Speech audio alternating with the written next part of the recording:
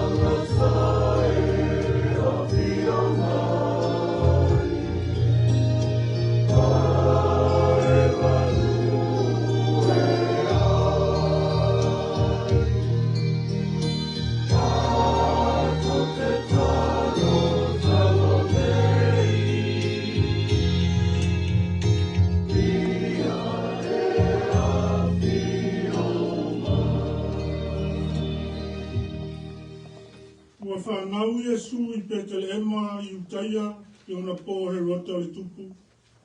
Whauta, o mai ai mā pōi mai se sae I Jerusalema. O whapea mai, o whea o iai le o whanau mai o le tupu o tangata I Utaia. Betelema I Utaia, a wā o whapea o tusia le perfeta. O e foi Betelema I Lua I Utaia. E te vetu pito lo hata wara I aliki o Lusa. Wai ti tumai a te oi te whaipule. O le a te pule o lupu I Savae. Tātou whaitau whaitasi. Wai sili o ia I luma o le I. Le inu o ia I le waina o le hapa marosi. Whatu muna foi o ia I le ngāma pa ia. E a fua I lo whata mai. E o tātou te tau. Le tua le li o le ola. O le li o le na fua ai. O mātou tangata whatuatua. O mātou whatalitali atu le fio mai. O le whanau mai o le pepe fau o le Kirisimasi. Mātou te tāpā, lau suapa ia e ala I loa nganga o le atuai. A whio mai ai le mea nei. E le whapa ia ina le nei tāpua inga atoa mō mātou tangata. Te tala o mātou loto, e e ulu whale mai ai mātou. Ma whai ai o na mātou wofo ina atu le nei tāpua inga. I le nganga ma le whamaoni lau. O mātou wala au e ala I lau suafa Iesu. Amen.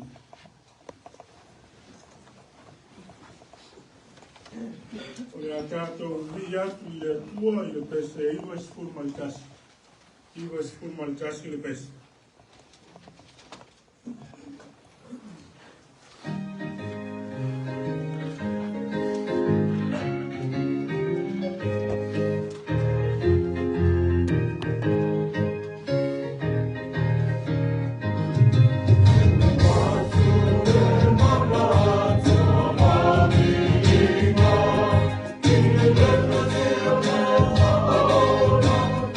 Oh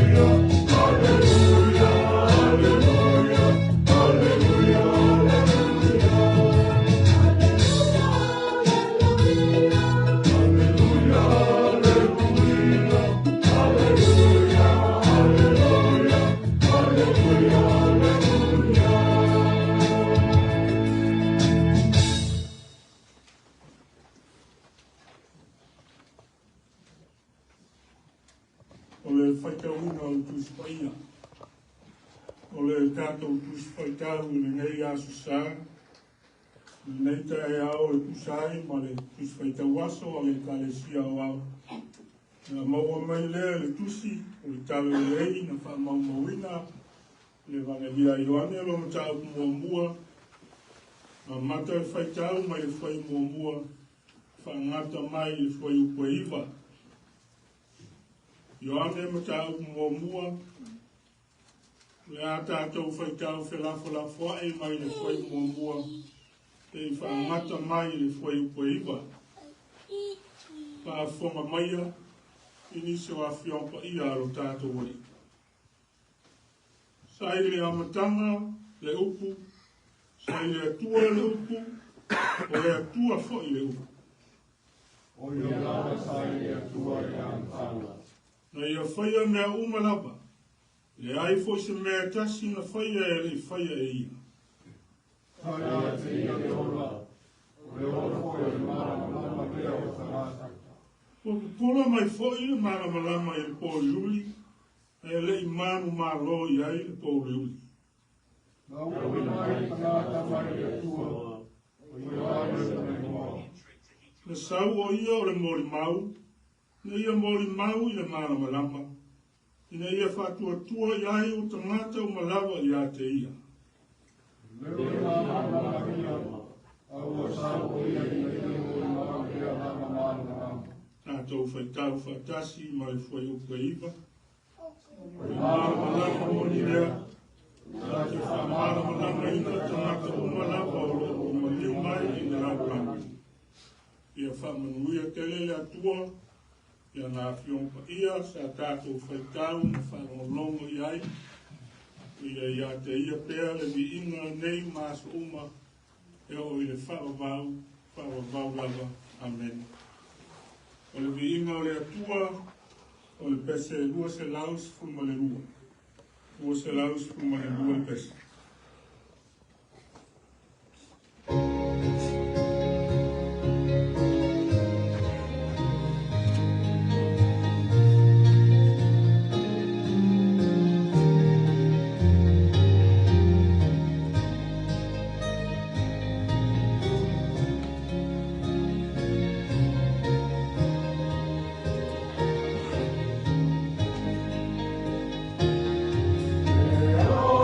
Sofia, Fia.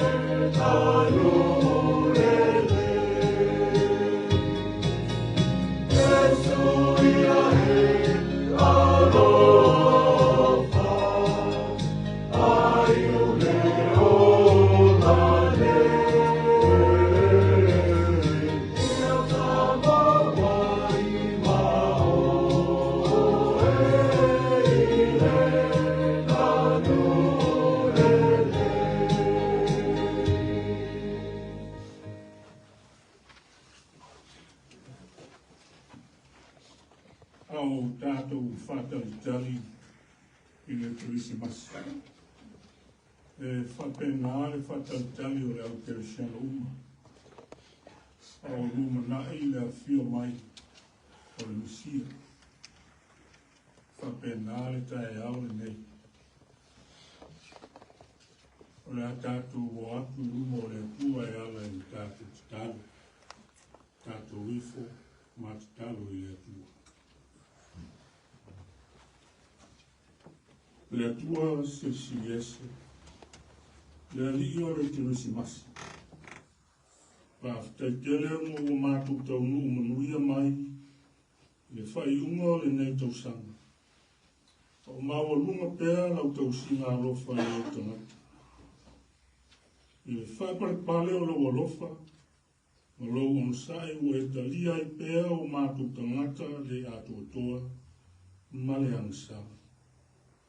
Whaftaitele ta mā, I lau whatautenga I le whainga malanga alo nuku malau I karesi.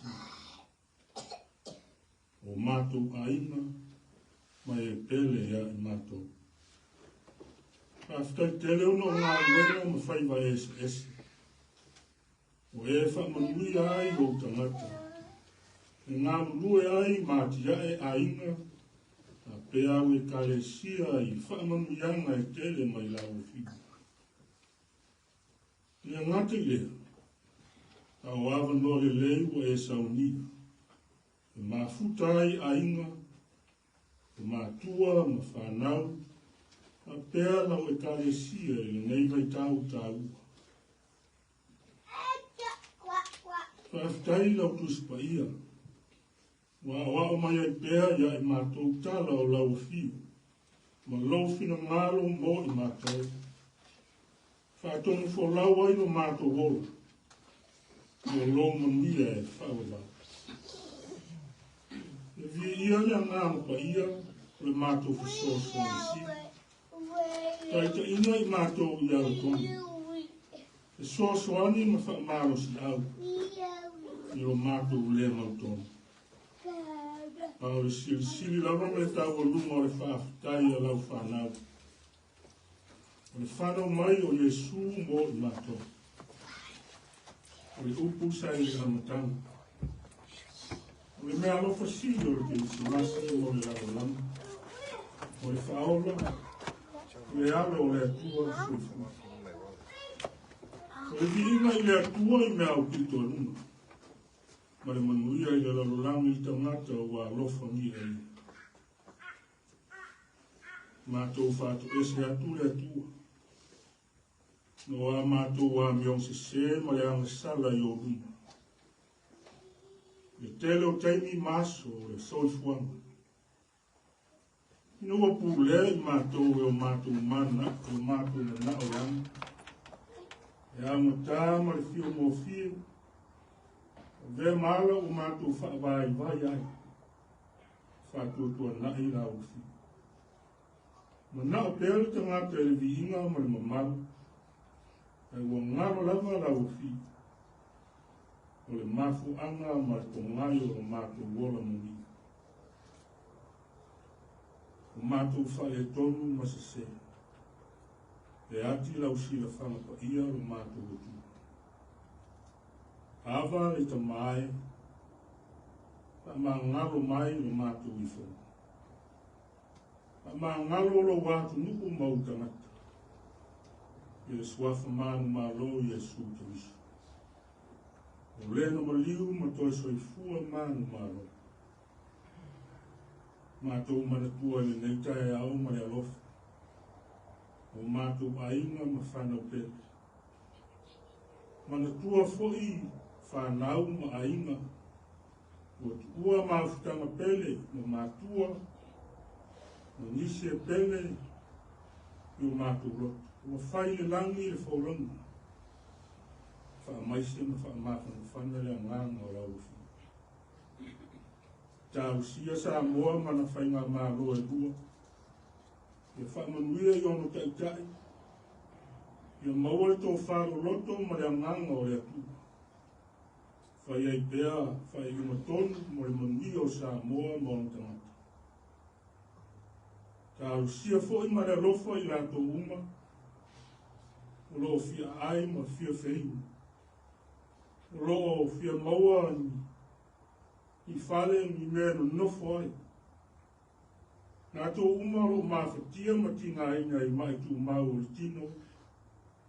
Whaamai ese o le soifuanga nei. A lofa nia a leri ie. A lawe ai o awanga le lei. Ma lo mana whaamalo lo. Tāro fo i mo tama whanau o sa moa ma i lato uma. Lo ofo i hatu lo lato soifua ma le ola. I vaenga au le malo tele o Amerika. Tāro sia lau whanau o lo au tau winga mo lau tala le lei. Ta pe fo i whanau i a o onga mau lunga. Korisi ma universite. Ia whamanuia lato tau ma whainga. Pui au au alofa le li. Lato tau ma whainga uma mo rovi inga. Tālo fōi mo e kālesia te rusiana uma. Maona taikai.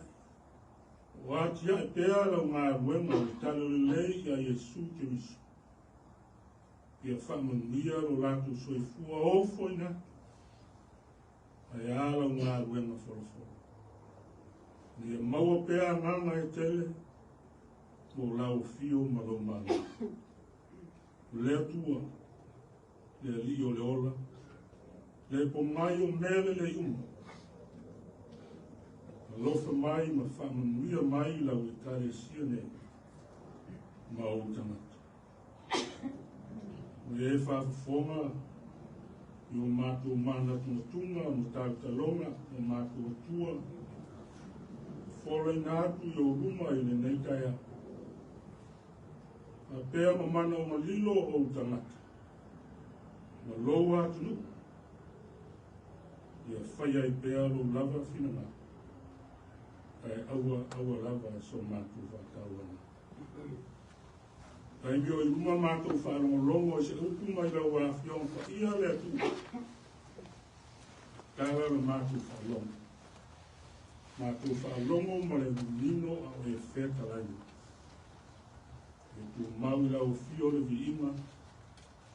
E whamanu ma le whanekanga.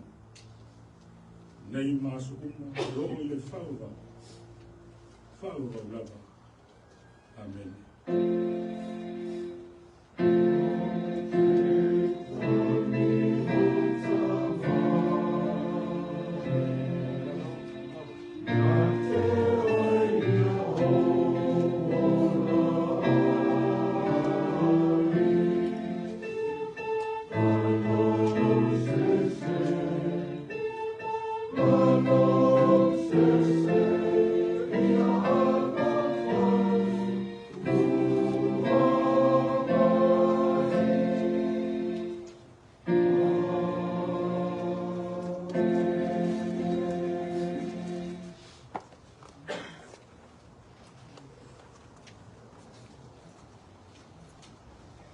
Tātou vi atu i le tua,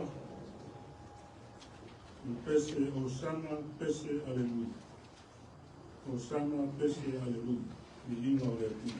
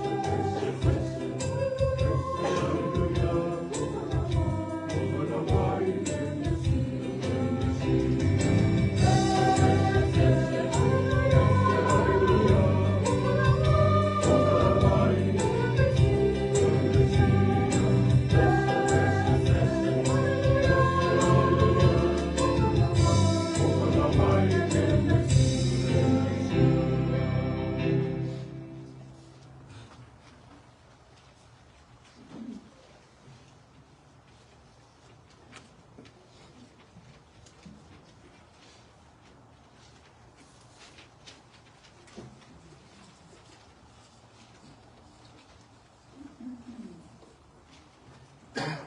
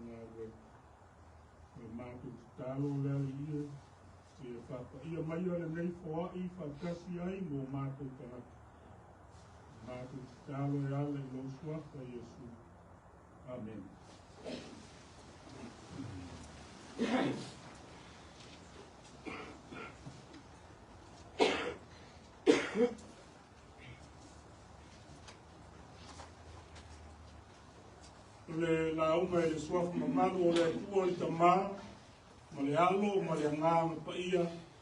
Amen. Tua whiwhilia o le nei aso sā, maua mai lea i whai upu mua mua, o le tusi o Ioane sa tātou whaitau ma whaolonga iai, lona mta upu mua mua. O te toe whaitauina. Sai le amatanga le upu, sai le atua le upu, o le atua fwoi le upu. Manatu au tua o le nei asu sa. Sai le amatanga le upu, sai le amatanga le upu. In the beginning was the Word. O se upu o se whau kunga na whau ngā le au whairotu, ma le au fai filosofia o Itaia ma Eleni i le tele o awala SS. I le whae peru o le upu o se sui o le whawhanga. In Hebrew, the word was an agent of creation. O le puna o le wheau o le atua i o tangata. The source of God's message, so to speak. E ala I perfeta, ma le tulafono o le atua, ma lona tūlanga pa I. I le whai filosofia eleni. O le upu moni whaavai o le mawhau. E ta iala I nai tangata. In Greek philosophy, the word was the basic truth of reason that guides people. E pūlea le lalolangi, governing the world. O le upu I se isi whaupunga. Mo le atu. The word is another expression for God. O lono wini. O linga mai manatu. Mo le ata mai whae peru, mo le whae lengi. O le upu sai le amatanga. O le sui vaia o le whawhanga. O le pule au ao. O ia o le autu o le whiau o le atua I o tangata. O ia mo le atu. Ale hale winga o le upu ia Ioane. What does John mean by the word? Amata upu o le tusa le evangelia Ioane. Sai le amatanga le upu. Sai le atua le upu. O le atua foi le upu. O le tūlanga sili o na tāua i a tātou i loa. E I winga le upu. O lo maua I le fuai upu e sfuma le wha. O le tusi lava lea I Ioane. Ua le utino tangata le upu. Ua mau fuai o ia mai tātou. A mātou mata I lona mamalu.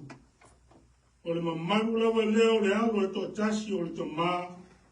Ua tumu o ia I le alofa tu noa. Ma le wha maoni. Ua I loa e Ioane. I loa le lei e Ioane. Le mea o le ai atu sia I lana tusi.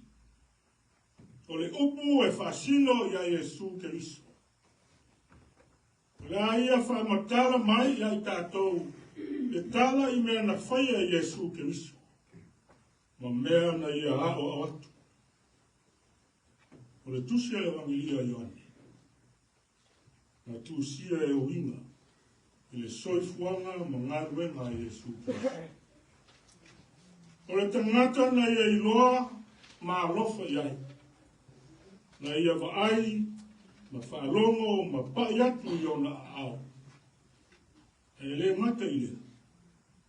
O loo whai loa mai foi I le mamanu o le alo to tasi o le atu. O whai loa mai e Ioane, o le upu o Jesu Keriso. O le puna o le ola. Le ngata o le ola I le tino, a o le whaavae sili o le ola. O mai Ioane, sa ia te ia le ola. O le ola, o le malama lea o tana. O tau tala Ioane, I le malama whale nganga, a pia foi ma le malama whanatula. E le whapea lo I ai, I le upu le ola ma le malama. O ia, o le ola, ma le malama. E le mawhai lava, o na tinei e le pongsa. O lona winga, o le pongsa, o le whainga leanga a le fili, e le mawhai lava. Ma o le a le manu malo lava, I le malama o le atu. O le mere, e auso. Au noa ma Jesu Keriso, I le tātou wola,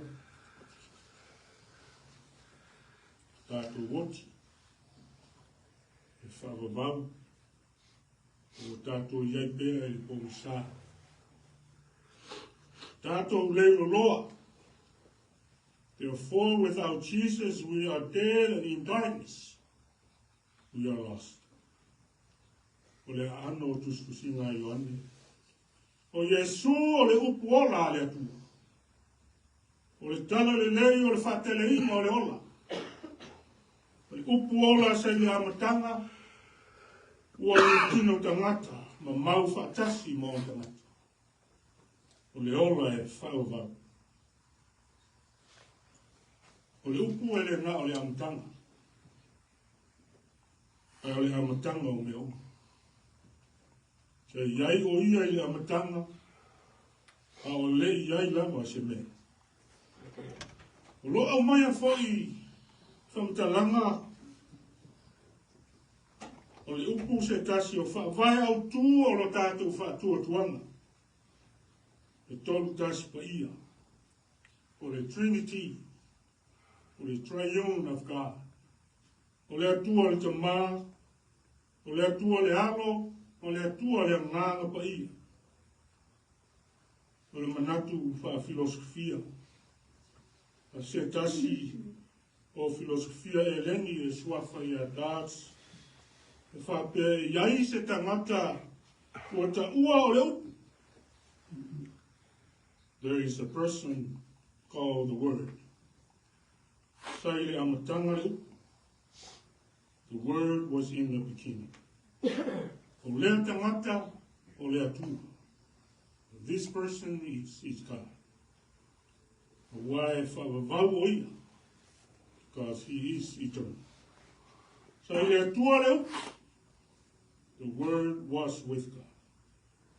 O lea nei tangata, o lea tua, o wā o ta ua manino o ia, o lea tu. This person is God because he is clearly called God. O le atua fo i leu. God is also the Word. O le taimi na mai tasi. O le nei tamata. E leo au fia uma ai le atua.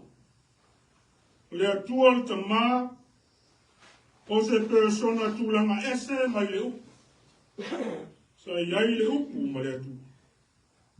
At the same time, this person does not include all of God. God the Father is a unique person from the Word who was with God.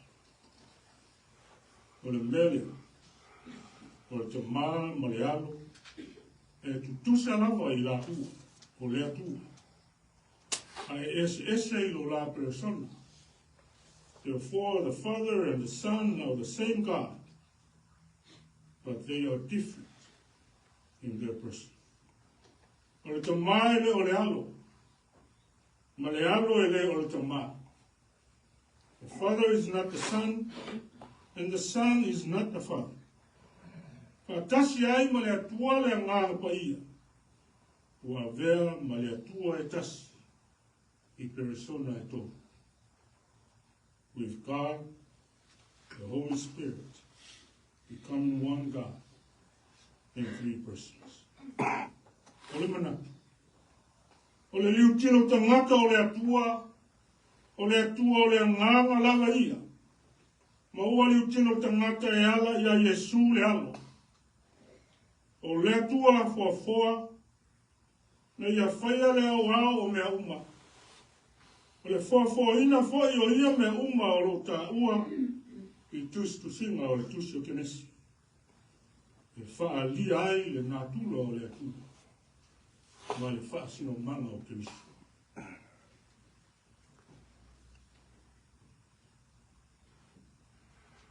O le foanga lawa I. O le wha ilonga o le alofa tu noa o le atua. O le wha mausa li atili o le mori mau. O le alofa tu noa o le atua. E le wamelia Ioane. E mai na awina mai e le atua lang sabati. O Ioane le baptista. E mori mau le mana malama. Ne ia tali tonu uma tangata I ate. E ngā wenga la Ioane le baptista. Sa tau lai lava. I le au mai o tangata I le whatu atua. Ia Yesu le Mesia. E leo ia o le malama. Ai o Ioane lava ia o na se moli mau e winga I le malama. O lona winga. Tusa ai mo le moli mau o Ioane le baptiso. O Yesu ke viso. O le malama moli. Le na te wha malama ina te ngata uma. Ma o lo tātou wala ia. O ia le ola. Ma o lona soifua mai. Wa o maia le malama I tangata.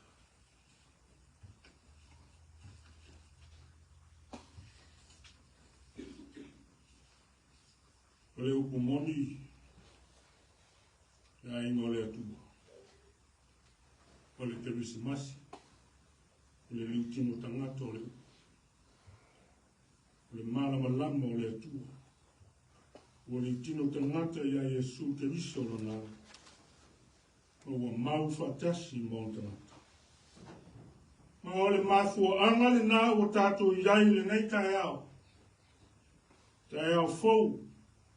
Lau le lei.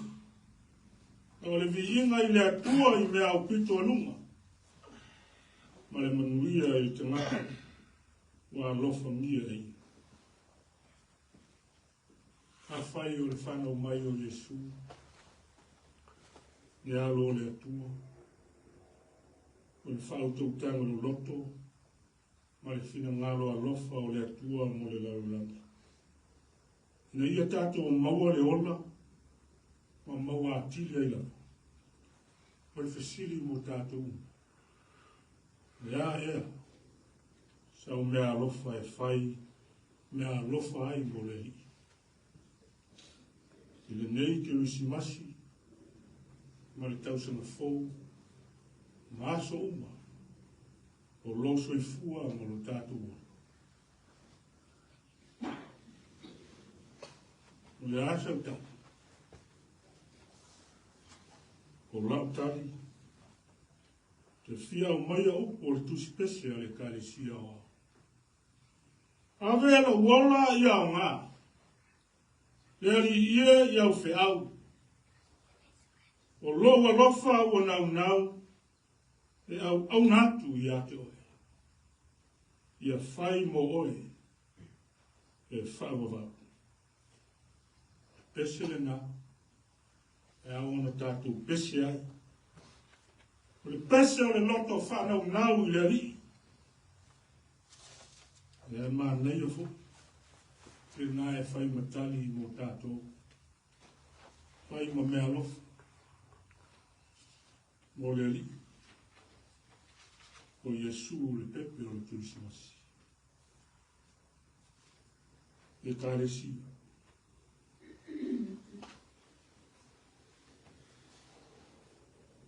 O le upu, o le alo, o le atua. O Yesu Kiriso, a o le tala le lei mo tātou. E ngata i le nei aso, a o aso uma o le tātou o. Ave lo so e fua. Pa ava noa lo taimi. Ave lo wola, ia o ngā. Ia vi ia ai. Le atua e whaavavau. Amen.